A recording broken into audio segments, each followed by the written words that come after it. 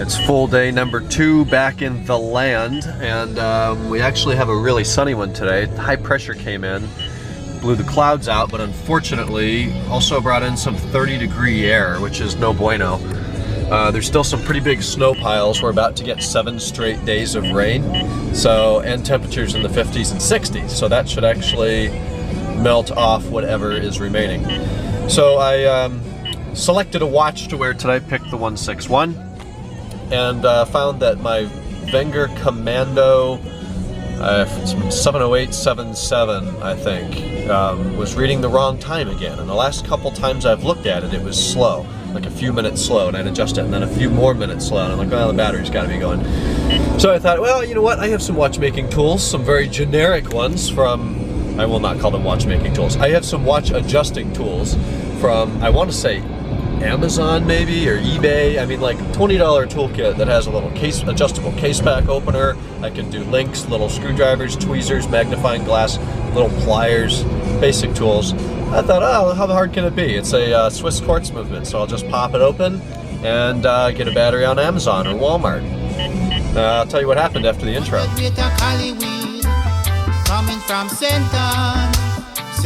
So my case tool was not quite big enough for this watch. I want to say it's a 44 millimeter case, maybe. I don't know. Maybe it's not. It can't be a 42. It's got to be a 44 millimeter case. So the thing would only open up to about 42 millimeters. So instead of putting, you know, it's a case back. I'll show you when I'm not driving and trying to merge onto a highway. But you're supposed to put the little prongs on the case back at opposing ends. So like 3 o'clock and 9 o'clock, or 12 and 6, or something like that. There's little notches cut in the case back, and it's a threaded on case back. So they weren't long enough for that, so I put them at like noon and 4. Not supposed to do that, but if you hold it on there tight, you don't slip off and mar the case back, it works. So I was able to get the case back off. I found a couple things. The gasket was kind of kinked.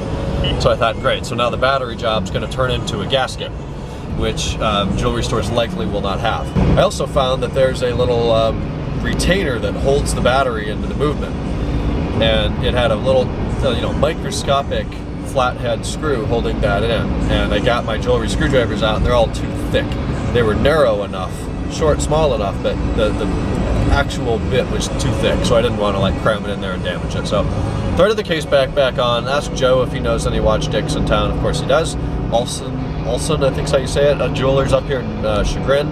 So I came up to Chagrin, took it in there, and they opened it up. Said the gasket should be okay, even though it was kinked. They straightened it and said they were going to pressure test it. Had a battery, put the battery in. He asked me who serviced it last. Well, I bought this watch back like early high school, maybe even middle school. It was the first good non-Walmart watch that I bought, first Swiss watch. So I wore it in high school a lot, and I put it in my shoe when I would change for gym. You know, you had to change into a uniform in the locker room. So I put it up in my shoe, and one day they held us too late. The bell had already rung, or the buzzer had already sounded to go back to the work camp. So I was scrambling to change back into my pedestrian clothes, and I grabbed the shoe, and the watch fell out and landed crystal down. Like, couldn't have landed worse on a cement floor from above my head. Gotta be 7 or 8 feet up in the air, probably 7 feet up in the air. And I thought, well, that's gonna be the end of that. And I was pissed. You know, it's not a real expensive watch, maybe $500 watch.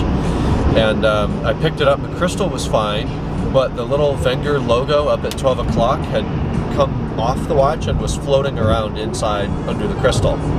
So I sent it to Wenger service. I had them replace the crystal, just because it's a mineral crystal, it's not a sapphire. It was only like $35 to replace the crystal, which had a couple marks on it before. They put a battery in it while it was there, and they fixed the dial.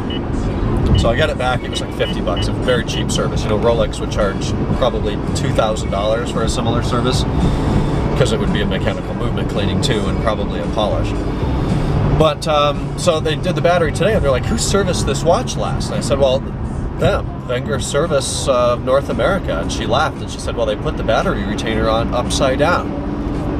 I guess it doesn't matter, it worked, but that's kind of embarrassing that their own service department puts a battery in upside down and kinked the gasket when torquing the case back down. So anyways, gasket's okay. They did pressure test it. It exceeded factory specifications for 100-meter water resistance, and I'm happy. It was only $20. So badass. Productive start to today.